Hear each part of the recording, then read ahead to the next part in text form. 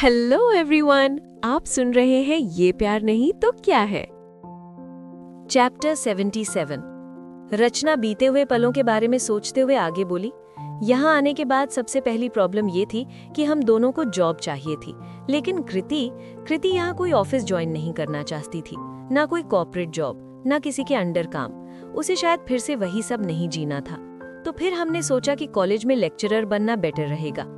हम दोनों की ग्रेजुएशन और प्रोफाइल स्ट्रॉन्ग थी, इसलिए ज्यादा दिक्कत नहीं हुई, और फिर हम दोनों उसी कॉलेज में प्रोफेसर बन गए। चिराग ने धीरे से पूछा, तो फिर वो अभी ऑफिस क्यों जाती है? रचना ने जवाब दिया, क्योंकि कॉलेज में नेहा हम दोनों की दोस्त बन चुकी थी। वो हमारी काफी अच्छी दोस्त है। यहाँ मनाली में उसने हमारी बहुत मदद की है, और उसके भाई को इमरजेंसी में एक असिस्टेंट की जरूरत थी।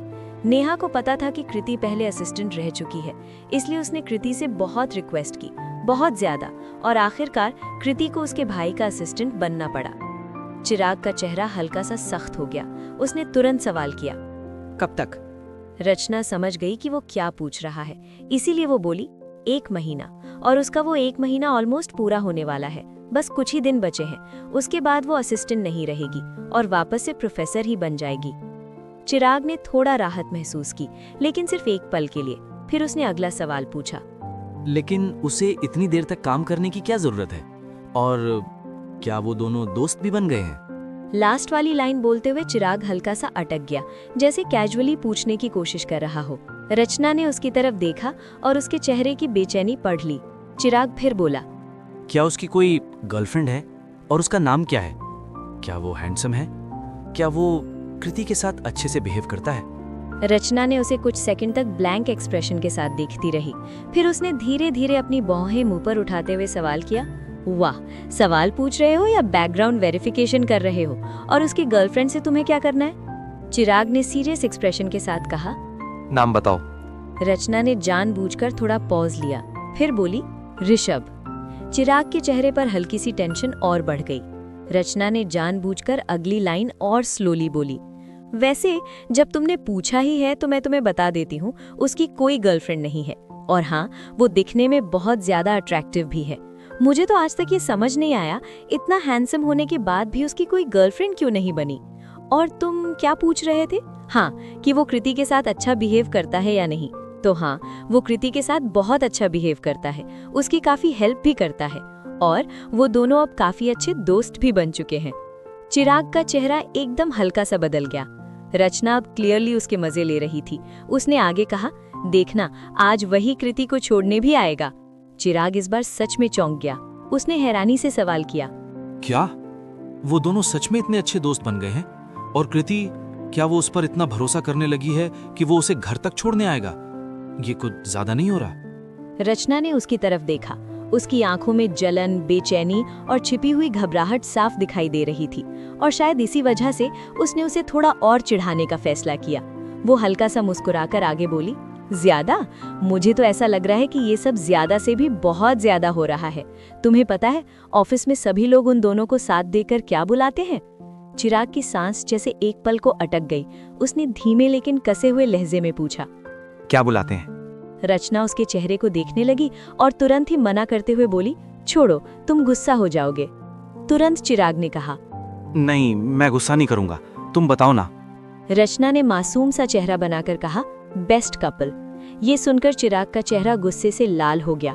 वो अचानक से सोफे से उठकर खड़ा हो गया और गुस्से से बोला, क्या मतलब? कॉलेज में लोग उन दोनों के बारे में ऐसी बातें करते हैं? रचना ने उसकी तरफ देखा। उसके चेहरे पर वही शरारती मुस्कान थी, लेकिन आंखों में साफ था कि वो जानबूझकर उसे उसी की फीलिंग्स का आईना दिखा रही थी।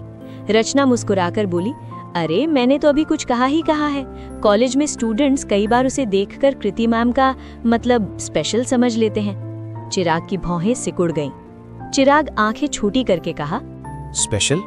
रचना कंधे उचकाते हुए जवाब दिया, अरे मतलब वही जो हर समय उसके आसपास दिखे, उसकी फाइल्स उठाने में मदद करे, स्टाफ रूम तक छोड़े, स्टूडेंट्स के लिए चॉकलेट्स ले आए, तो बच्चों को तो लगेगा ही ना कि कोई खास है। चिराग के चेहरे का रंग हल्का सा बदल गया। उसने तुरंत सवाल किया, और कृति, क्या वो उसे मना नहीं करती? रचना ने जानबूझकर थोड़ा सोचने का नाटक किया, फिर धीरे से बोली, नहीं, मतलब जितना मैंने देखा है वो उसे अवॉइड भी नहीं करती। ये सुनकर चिराग के चेहरे पर एक अजीब सी खामोशी उतर आई। वो कुछ सेकंड तक कुछ बोल ही नहीं पाया। उसका चेहरा देख रचना हंसते हुए बोली, चिराग, क्या तुम्हें जलन हो रही है? चिराग रचना को घूरते हुए बोला। मुझे क्यों जलन होगी? आखिर वो लगता ही क्या है मेरे सामने? चिराग अब गुस्से से अपने कमरे में चला गया। उसके जाने के बाद रचना जोर जोर से हंसते हुए खुद से बोली, अरे मुझे नहीं पता था इसे इतना ज्यादा फर्क पड़ेगा। ये भी ना पूरा पागल है, सच में। फिर खुद को शांत करके सीरियस होकर बोली, मुझे तो तुम्हारी बातों से ही समझ आ गया था कि तुम्हें इस बात से फर्क पड़ रहा है कि वो किसी की असिस्टेंट है, और कहीं ना कहीं तुम इस बात से जेलस हो। इसी वजह से मैंने तुम्हें और भड़काया, ताकि तुम्हें इस बात का एहसास हो कि तुम अपनी फीलिंग्स उसे ना बताकर दोबारा खो सकते हो। और अब मुझे भी समझ में आ गया है मुझे क्या करना है। रचना भी मुस्कुराते हुए अपने रूम में चली गई। उधर ध्रुव आरोही और निकिता को घर छोड़ने आया। आरोही के पैर में पट्टी देखकर घर के सभी लोग घबरा गए। सोनाक्षी जी तो उसे देखते ही उसके पास आ गई और परेशान होकर बोली, आरोही, ये चोट, ये क्या हो गया? तेरे पैर में ये पट्टी कैसी? आरोही ने तुरंत मुस्कुराने की कोशिश की ताकि सब ज्यादा परेशान ना हो, और सबको शांत करते हुए बोली, अरे आप लोग प्लीज इतना परेशान मत होइए, मुझे कुछ नहीं हुआ है, बस छोटा सा फ्रैक्चर है, डॉक्टर ने कहा है जल्दी ठीक हो जाएगा। सोनाक्षी जी इस बार बेचैनी से बोली, लेकिन बेटा चोट लगी कैसे? आरोही ने होंठ भींचे, फिर थोड़ा मासूम सा चेहरा बनाकर बोली, मम्मा प्लीज पहले आप रिलैक्स हो जाइए, इतना पैनिक मत करिए, मैं बस बास्केटबॉल खेल रही थी, तभी पैर स्लिप हो गया और मैं गिर गई, बस उसी वजह से ये फ्रैक्चर हो गया। सोनाक्षी जी ने तुरंत उसके सिर पर हल्की सी चपत लगाई और उसे डांटते हुए बोली, तू ना बहुत केयरलेस हो गई है, तुझसे कितनी बार कहा है अपना ध्यान रखा कर, लेकिन नहीं, तुझे तो जैसे खुद को चोट पहुंचाने का ही शौक है। सोच, तेरे पापा को जब पता चलेगा तो वो कितने परेशान हो जाएंगे, तुझे अंदाजा भी है? आरोही ने तुरंत अपने कान पकड़ लिए और प्यारा सा मुंह बनाकर बोली, I am sorry mama, please मुझे माफ कर दीजिए, अब से अपना पूरा ध्यान रखूंगी, पक्का प्रॉमिस। उसकी मासूम शक्ल देखकर वहां खड़े सब लोगों के चेहरे पर हल्की सी मुस्कान आ गई। शालिनी जी ने ध्रुव की तरफ देखा और प्यार से बोली, थैंक यू बेटा, इसे डॉक्टर के पास ले जाने और सेफली घर छोड़ने के लिए। ध्रुव ने तुरंत सिर हिलाया और आरोली की तरफ देखकर बोला, अरे नहीं आंटी, आपको मुझे थैंक यू कहने की कोई जरूरत नहीं है, ये मेरी दोस्त है और दोस्त का ध्यान रखना कोई एहसान नहीं, मेरी रिस्पॉन्सिबिलिटी है। ध्रुव की बात सुनकर सबके चेहरे पर और भी सॉफ्टनेस आ गई। शालिनी जी मुस्कुराकर बोली, हाँ ये तो है, अच्छा बताओ क्या लोगे, चाय कॉफी? ध्रुव ने तुरंत मना करते हुए कहा, मैं नहीं आंटी, सच में कुछ नहीं चाहिए, मैं अब चलता हूँ, घर पर मॉम मेरा वेट कर रही होंगी, नमस्ते। इतना कहकर वो जाने लगा। आरोही और बाकी सब उसे जाते हुए देखते रहे। जैसे ही ध्रुव बाहर निकला, शालिनी जी ने हल्की मुस्कान के साथ सोनाक्षी जी की तरफ देखकर कहा, बहुत अच्छा बच्चा है, सबसे कितने प्यार से बात करता है, बड़ों की रिस्पेक्ट भी करता है, और हमारी आरोही का कितना ध्यान रखता है, ना कोई घमंड, ना कोई एटीट्यूड। आजकल इतने अच्छे बच्चे बहुत कम मिलते हैं। उनकी बात सुनकर आरोही ने धीरे से खुद में बड़बड़ाया, हाँ बड़ी माँ, सामने से तो एकदम सीधा साधा ही लगता है, लेकिन आपको क्या पता ये बंदा अंदर से कितना बड़ा वाला नक चढ़ा, अकड़ू और एटीट्यूड किंग है। आपकी आधी बातें सही हैं, बाकी आधी तो बिल्कुल उल्टी। आरोही को खुद में बड़बड़ाते देख सोनाक्षी जी ने शक भरी नजर से पूछा, क्या खुद में बड़बड़ाए जा रही है? आरोही एकदम से संभल कर बोली, कुछ भी तो नहीं, मैंने क्या कहा? सोनाक्षी जी ने उसे सस्पिशियस लुक दिया, फिर बात छोड़ दी और अपनी जगह से उठते हुए बोली, अच्छा छोड़ो ये सब, ये बताओ भूख लगी है ना, बताओ क्या खाओगी, मैं अभी बनाकर लाती हूँ। आरोही मुस्कुराते हुए बोली, कुछ भी चलेगा मम्मा। सोनाक्षी जी ने निकिता की तरफ देखकर सवाल किया, इसका तो हमेशा का यही है, तू बता निक्की क्या खाएगी? निकिता ने हल्की मुस्कान के साथ कहा, मुझे भी कुछ भी चलेगा माँ। उसके मुंह से माँ सुनते ही सोनाक्षी जी की आंखों में एक पल के लिए अपनापन और गहरा गया। उन्होंने प्यार से उसके गाल को छूकर कहा, ठीक है तुम दोनों बैठो, मैं कुछ अच्छा सा बनाकर लाती हूँ। इतना कहकर वो किचन की तरफ चली गई। आरोही ने मुस्कुराकर निकिता की तरफ देखा और निकिता ने भी उसकी तरफ एक हल्की सुकून भरी मुस्कान लौटा दी। इधर रात काफी हो चुकी थी। रचना टीवी ऑन करके सोफे पर बैठी थी, लेकिन उसका ध्यान उतना स्क्रीन पर नहीं था जितना चिराग पर। चिराग कभी बैठता, कभी उठता, कभी घड़ी देखता तो कभी मेन डोर की तरफ। उसकी बेचैनी अब किसी से छुपी नहीं थी।